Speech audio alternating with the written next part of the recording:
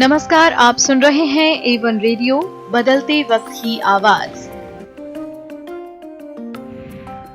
आज तारीख है 24 सितंबर, दिन है शुक्रवार। खबरों की शुरुआत करेंगे, लेकिन पहले सुनते हैं इस वक्त की सुर्खियां। गोपनीय रिपोर्ट लीक करने से सीसीआई का इनकार। दिल्ली हाई कोर्ट में कहा, आरोपी मीडिया घरानों पर केस करे गूगल। सरकार का बड़ा फैसला, जो लोग सेंटर पर नहीं जा सकते उन्हें घर जाकर लगाई जाएगी कोरोना वैक्सीन। रेल कर्मियों के लिए एक जरूरी खबर, 30 दिसंबर तक ट्रांसफर पर रेलवे बोर्ड ने लगाई रोक। प्रधानमंत्री नरेंद्र मोदी की एयर इंडिया वन के अंदर की फोटो हुई वायरल। लोग करने लगे पूर्व प्रधानमंत्रियों से तुलना। एयरबेस डिफेंस से 56 C-295 ट्रांसपोर्ट विमान खरीदेगी आईएएफ। रतन टाटा ने ट्वीट कर दी बधाई। अब आइए खबरें सुनते हैं विस्तार से। भारतीय प्रतिस्पर्धा आयोग यानी कि सीसीआई ने गूगल की ओर से लगाए गए गोपनीय रिपोर्ट लीक करने के आरोप से इनकार किया है। शुक्रवार को दिल्ली हाई कोर्ट में सीसीआई की ओर से पेश हुए एएसजी एन वेंकटरमन ने इस आरोप का खंडन किया। उन्होंने कहा कि गूगल को उन मीडिया घरानों पर मुकदमा करना चाहिए जिन्होंने तथाकथित गोपनीय रिपोर्ट पब्लिश की। दरअसल गूगल ने इसी महीने कंपनी के एंड्रॉयड स्मार्टफोन की डील को लेकर चल रही जांच रिपोर्ट को सीसीआई को सौंपी थी, जिसे मीडिया में लीक कर दिया गया। 23 सितंबर को गूगल ने इस मामले में दिल्ली हाई कोर्ट में सीसीआई के खिलाफ एक रिट याचिका दायर की थी। गूगल का कहना है कि इससे उसे और उसके पार्टनर की छवि को नुकसान हुआ। आपको बता दें कि सीसीआई वेब सर्च मार्केट में गूगल के एकाधिकार को लेकर भी जांच कर रहा है।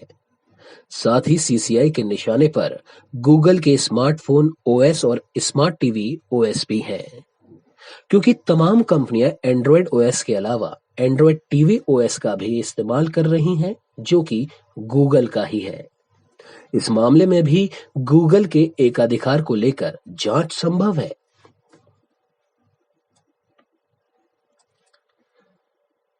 देश में कोरोना के नए मामलों में लगातार गिरावट आ रही है। वैक्सीनेशन का आंकड़ा भी 83 करोड़ के पार हो गया है। इस बीच सरकार ने एक बड़ा फैसला लेते हुए डोर टू डोर वैक्सीनेशन की अनुमति प्रदान की है। इसके लिए गाइडलाइंस भी जारी कर दी गई हैं। नीति आयोग के सदस्य डॉक्टर वीके पॉल ने गुरुवार को इसकी जानकारी दी। उन्होंने कहा कि हम उन लोगों के लिए घर पर टीकाकरण शुरू कर रहे हैं जो सेंटर पर जाने में सक्षम नहीं हैं। इसके लिए एक एडवाइजरी भी जारी की गई है। आदेश में कहा गया है कि वैक्सीनेशन सेंटर पर जाने में अक्षम लोगों को टीका लगाना सुनिश्चित किया जाए। सभी राज्य और केंद्र शासित राज्य इसके लिए खास इंतजाम करें। भारतीय रेल की तरफ से अपने लाखों कर्मचारियों को लेकर एक बड़ा फैसला लिया गया है। रेलवे बोर्ड ने संवेदनशील या अहम पदों पर काम कर रहे अपने कर्मचारियों के आवधिक स्थानांतरणों पर रोक लगा दी है। कोरोना काल को ध्यान में रखते हुए बोर्ड की तरफ से ये फैसला लिया गया है। इस बाबत रेलवे बोर्ड की तरफ से अपने सभी जोन एवं प्रोडक्शन यूनिटों के महाप्रबंधकों को पत्र भी जारी किया गया है।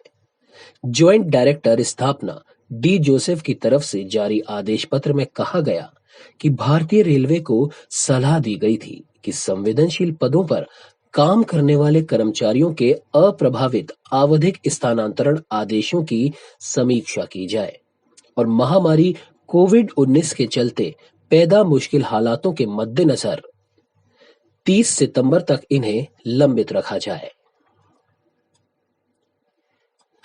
प्रधानमंत्री नरेंद्र मोदी 15 घंटे का सफर तय करके आज तड़के करीब 3:30 बजे वॉशिंगटन पहुंचे थे। बीच में कोई पड़ाव भी नहीं था, तो लोगों ने पूछना शुरू कर दिया कि आखिरकार इतनी लंबी फ्लाइट में पीएम मोदी ने किया क्या होगा। आखिर उन्होंने 15 घंटे काटे कैसे होंगे।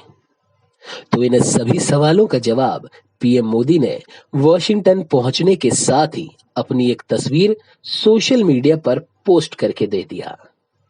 तस्वीर अमेरिका पहुंचने से पहले पीएम के एयर इंडिया वन विमान के अंदर की है, जिसमें पीएम मोदी कुछ जरूरी फाइलों को पढ़ रहे हैं। पीएम मोदी जिस सीट पर बैठे हैं उसकी लाइटिंग में पीएम मोदी की ये फोटो क्लिक की गई। बगल वाली सीट पर ही उनका बैग भी रखा हुआ है, जिस पर और भी कुछ फाइलें रखी हुई हैं।